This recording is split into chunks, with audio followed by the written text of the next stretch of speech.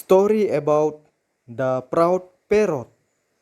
Once there lived a parrot in a big tree. He was proud of his beautiful green wings and red beak. One day he saw a crow.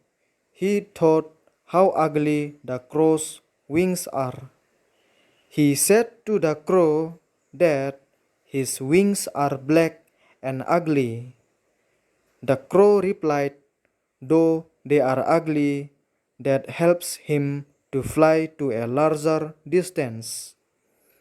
The parrot moved little more closer to the crow, spread his wings, and showed how beautiful he is.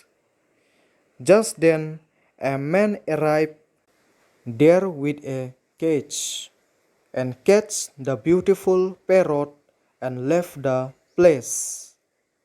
Moral of the story is don't be proud of something that you have.